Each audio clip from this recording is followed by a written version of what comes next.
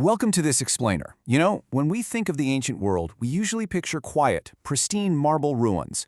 But today, we're going on an immersive, highly sensory journey into a center of the world that was bustling, incredibly loud, and vibrantly alive. We're wiping away the history books to experience the living, breathing heart of an empire.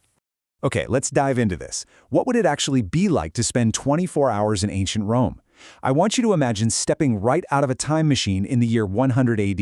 We're going to experience real, everyday Roman life across 5 distinct phases: waking up, getting dressed, grabbing fast food, surviving the games, and finally, navigating the city after dark. The very first thing that hits you, it's the sheer overwhelming scale of the place. Literally, 1 million people are living within the city limits right now. It's crowded, it's vibrating with energy, and every single road in the empire leads right to where you're standing. It is the undisputed center of the world, and it is beautifully chaotic. Which brings us to Section 1, Waking Up in Rome. To truly live like a Roman, your chronological day has to start early. You're waking up way before sunrise, and let me tell you, you are definitely not waking up in some quiet private bedroom. If you're an ordinary Roman, you live in an insula, a densely packed apartment block. The walls are paper thin. In fact, if you're on the upper floors, your apartment actually sways a little bit when people move around. Privacy, that basically doesn't exist here. You wake up surrounded by family, with older siblings already pitching in to raise the younger ones in this constant system of community alloparenting. For most of human history, this is exactly how people woke up, deeply tangled in the community. And as you step outside, the sensory overload is just intense. You hear metal striking metal from the local blacksmiths. Merchants are already shouting out their prices. And the air is this wild, heavy mix of freshly baking bread, wood smoke, and fermenting fish sauce. The city is wide awake, and, well, you need to get dressed. Let's move on to Section 2, Dressing like a Roman. In the ancient world, fashion wasn't just about personal style. It was essentially a walking billboard broadcasting your exact social status to everyone you passed on the street. It's a stark contrast. On one hand, you have the toga. This was a massive, heavy, incredibly expensive piece of white wool that was hot, sweaty, and honestly completely impractical for any kind of manual labor. It was worn almost exclusively to show off formal citizen and senatorial status. On the other hand, you have the tunic, a simple, highly practical linen garment worn by ordinary working folks and slaves who actually needed to get things done. Now, what's really interesting about this is how the elite kept those status symbol togas bright white. They used foulinicus, which were essentially professional laundries. But the process? Well, it was highly malodorous. The garments were literally placed in large tubs of aged urine, which naturally contains ammonia, and then barefoot workers would just tread on them for hours. It smelled absolutely terrible, but it was a completely essential industry for keeping up appearances. If you look down at the street, you'll notice everyone is wearing flat-soled shoes. Heels haven't been invented yet. You might spot the heavy, hobnailed military boots called caliga or thin sandals known as solia. But here's a quick myth to correct. Going barefoot in Rome didn't automatically mean you were living in poverty. Sometimes it was an intentional fashion choice. People like Cato the Younger would go publicly barefoot just to show off their impeccable, traditional morality. By now it's midday. The streets are completely packed, which brings us to Section 3, Ancient Roman Fast Food. We tend to think of fast food as a modern invention, right? But the Romans practically perfected it. You'd head over to a thermopolium, which is basically an ancient street food stall. These were absolutely crucial because the vast majority of people living in those apartment blocks didn't have safe kitchens at home due to the massive fire risk. In Pompeii alone, archaeologists have uncovered about 90 of these establishments. Romans loved grabbing food on the go just as much as we do today. As you place your order, you might catch some writing on the wall. There's an actual piece of graffiti preserved from a Pompeii bar that reads, "You can get a drink here for only 1 coin. You can drink better wine for 2 coins. You can drink Falernian for 4 coins. It's just incredibly relatable, everyday commerce. You hand over your coin, you get a cup of wine. But keep in mind, it is heavily watered down. Romans always mixed their wine with water. Drinking it pure, that was considered completely barbaric and uncultured.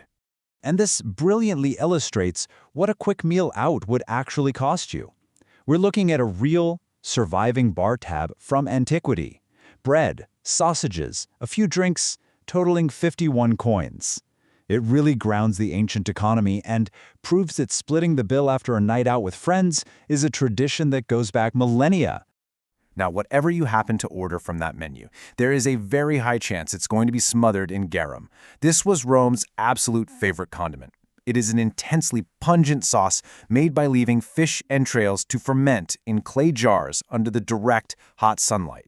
I know, it sounds and smells pretty alarming, but it functioned exactly like a really intense fish-based soy sauce. It provided a massive hit of umami to everyday meals. But while you're eating your sausages and bread out on the street, the ultra-wealthy elite are preparing for extravagant evening banquets. And their menus, frankly, they're bizarre. We are talking dromedary camel feet, flamingos roasted with dill and dates, even nightingales cooked with rose petals. The contrast between everyday street food and elite luxury in Rome was just absolutely staggering. All right, with lunch out of the way, it's time for Section 4, A Day at the Games. The government provided these massive, free spectacles to the public. It was a brilliantly effective early content strategy to keep a million-person population happy and, more importantly, distracted. So the crucial point is that a day at the Colosseum was a highly structured all-day affair. You didn't just show up randomly. The morning kicked off with exotic animal hunts.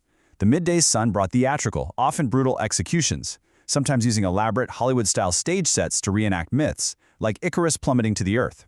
And finally, the afternoon brought the main event, the highly trained, professional gladiator bouts. Being inside the Colosseum was an experience that honestly rivals any modern sports stadium. It held up to 80,000 screaming fans. They had a massive retractable canvas canopy called the Velarium to block the sun, drinking fountains, latrines, vendors sold hot food, and there were even pop-up brothels in the lower arches. And yes, fans absolutely bought souvenirs. Archaeologists have found little oil lamps decorated with famous gladiators, basically the ancient equivalent of buying your favorite player's jersey. But if you really wanted to see a crowd, you went to the Circus Maximus for the chariot races. This venue held a mind-boggling 250,000 people. Just imagine the deafening roar of 250,000 people screaming for their favorite racing faction, the reds, greens, blues, or whites. It would literally shake the ground beneath your feet. It was an absolute obsession, very much like modern Formula One, but with significantly fewer safety regulations. Let's move to and see how this builds into the late afternoon. As the games wrap up, you'd likely head to the public baths to wind down. The Roman method was very specific. You'd move from the cold pool to the warm pool and finally into the hot pool. But this wasn't just about hygiene. The baths were the ultimate ancient mix of a coffee shop, an office, and a gym. It's where you gossiped, closed major business deals, and just connected with your neighbors. Moving on to our final phase, Section 5, Surviving After Dark. As the sun goes down over the empire, nighttime in Rome brings a completely different energy to the city. The mood shifts entirely. Walking the streets of ancient Rome at night was genuinely terrifying. There were absolutely no streetlights, meaning the darkness was pitch black. There was no official police force, so the risk of muggings and violent crime skyrocketed. And if you weren't careful, you faced the very real danger of stepping in or literally being hit by human waste tossed from the upper windows of the apartments above you. To survive the night, you'd quickly seek refuge. You might duck into one of the city's 800 or more taverns. You sit down with a warm bowl of lentil stew flavored with cumin and coriander, and you just listen to the chatter of the city winding down. As you look up, there's no light pollution. You are sitting under the exact same brilliant stars we see today. And just as you're getting ready to sleep, the bakers across the street are already waking up to start the entire cycle all over again. We still obsess over fast food, sports, and souvenirs. So how much have we really changed in 2,000 years? We stepped into a world of togas and emperors, but what we actually found was a society obsessed with grabbing a quick bite on the street, screaming their lungs out at sporting events, complaining about rent, and buying overpriced merch. This explainer shows us the granular details of life in 100 AD, but it really highlights the incredible, unchanging similarities of human nature. Thanks for exploring with us.